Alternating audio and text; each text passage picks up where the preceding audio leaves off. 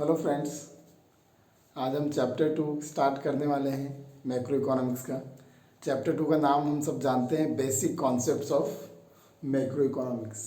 Okay, इस chapter में हम बेसिक कॉन्सेप्ट्स पढ़ेंगे और पहला बेसिक कॉन्सेप्ट क्या है?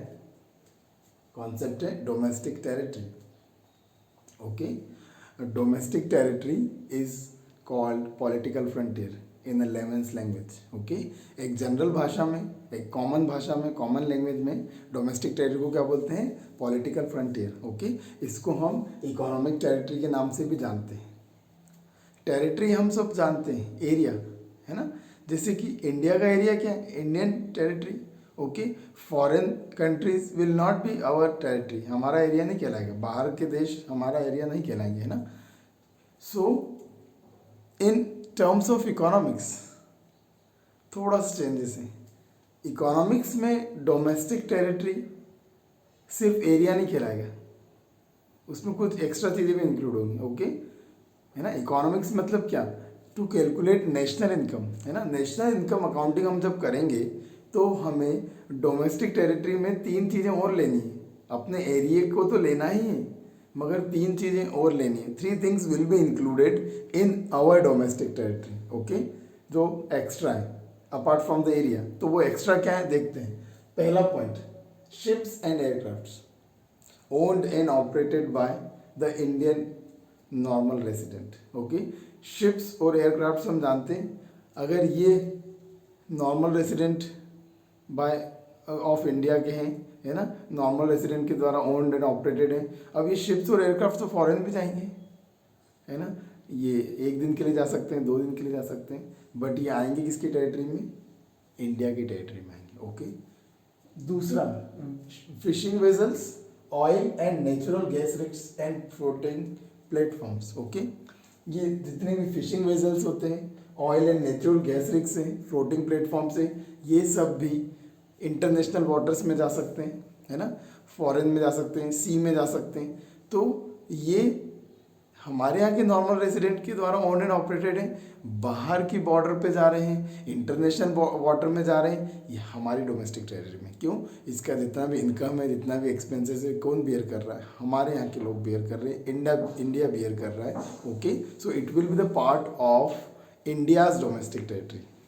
एंड द थर्ड वन, तीसरा पॉइंट जो इंक्लूड होने वाला है हमारे यहाँ की डोमेस्टिक टेरिटरी में, वो है embassies, consulates and military establishment of country located abroad. Okay, हमारे देश के एम्बेसी गवर्नमेंट ऑफिसेस होते हैं, है ना, या एम्बेसीज होते हैं, फॉरेन कंट्री में होते हैं। इंडिया की एम्बेसी फॉरेन कंट्री में खुलती है। Okay, to help the people who are living outside there, Indians living outside in so many countries, तो Indian embassy will be there. Okay, so Indian embassy, consulates and military establishment, ये तीनों चीज़ें, है ना, जो इंडियन गवर्नमेंट के offices हैं, military establishment है ना, कॉन्सुलेट्स हैं, ये दूसरी कंट्रीज़ में होंगे, मगर वो किसके खिलाएंगे? वो हमारी कंट्री के खिलाएंगे, क्योंकि वो इंडिया के। Okay, they are working for Indians. Okay, they are belonging to our country. तो ये 3 पॉइंट्स ये हमारी डोमेस्टिक टेरिटरी में आएंगे। ओके, कौन कौन से 3 पॉइंट्स आएंगे?